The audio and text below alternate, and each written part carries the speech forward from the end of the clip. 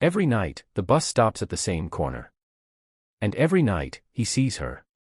A woman sits alone on a bench beneath a trembling streetlight, her finger tapping softly, as if she's keeping rhythm with something only she can hear. He watches her through the fogged glass, night after night, until curiosity turns to obsession. One evening, he finally asks, "Why are you here?" She looks up, and whispers, "Don't you recognize me?" The world freezes. The streetlight flickers. The air grows still. And from that moment, nothing is ever the same. In the darkness of this forgotten street, a soft glow cuts through the mist, a small, humble store called the Light Shop. Its windows shimmer like golden water, calling to those who've lost their way.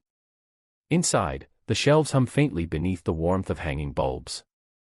Behind the counter stands a man in sunglasses, his smile calm, his eyes hidden. He never closes the shop until sunrise. He says it's for those who stumble in the dark.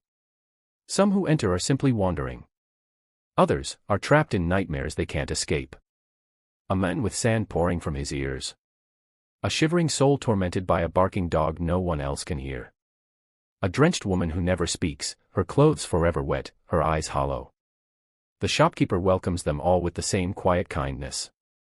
But behind that gentle smile lies something ancient. Something watching. Among the visitors is a young girl, Ju Hyun-ju. Every night she stops by on her way home, running errands for her mother, seeking comfort in the warm glow and the candies the owner gives her. But lately, Hyun-ju feels eyes on her back. A presence following, footsteps echoing down the narrow alley.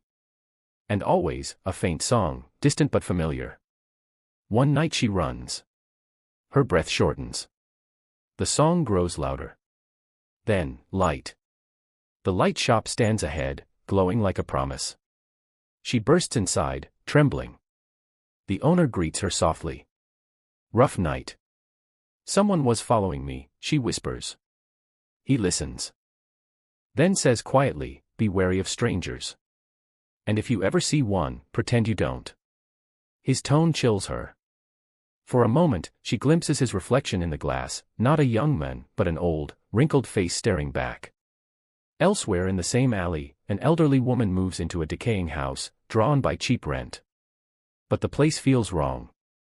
The lights flicker without reason, the floors moan as if alive. One night, every bulb goes dark, except one. From behind the locked room she was told never to open, a pale light leaks through the cracks. She opens the door. Only a single bulb hangs from the ceiling, swaying slowly. Buzzing softly. She switches it off, and that's when she hears it. A song, drifting through the window. The same one that plays every night. Outside, she finds a high school boy standing under the lamp, humming. She scolds him, but he screams, staring not at her, but at something behind her. Then he runs.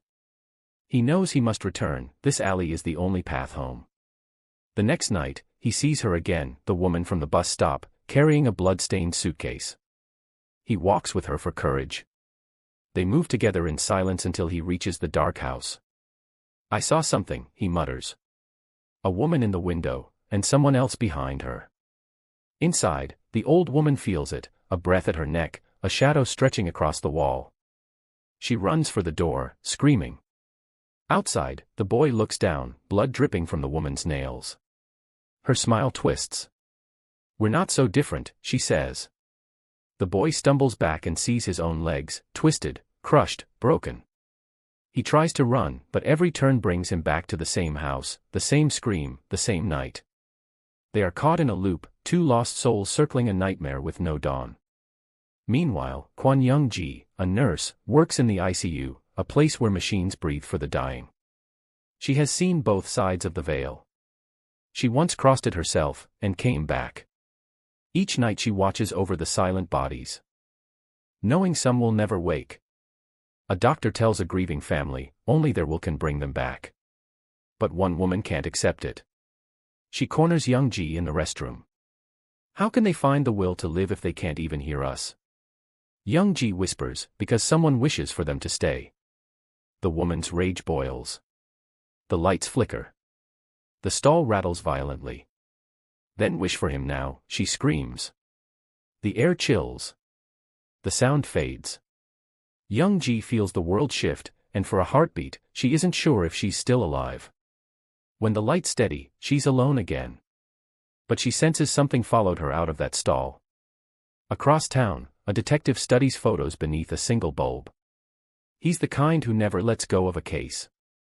The latest file reads, natural death, but the scene felt wrong, a misplaced remote, a smudged outline on the floor. His search leads him to a quiet noodle shop. The owner seems ordinary, polite, calm. Too calm.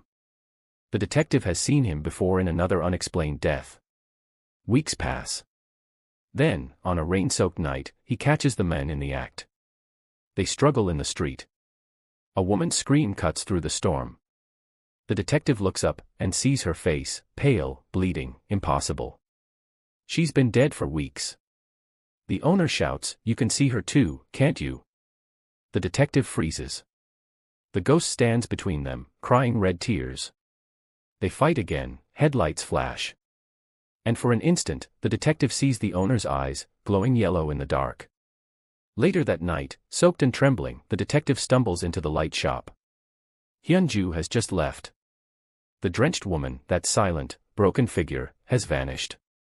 The bus stop lady sits quietly in a corner.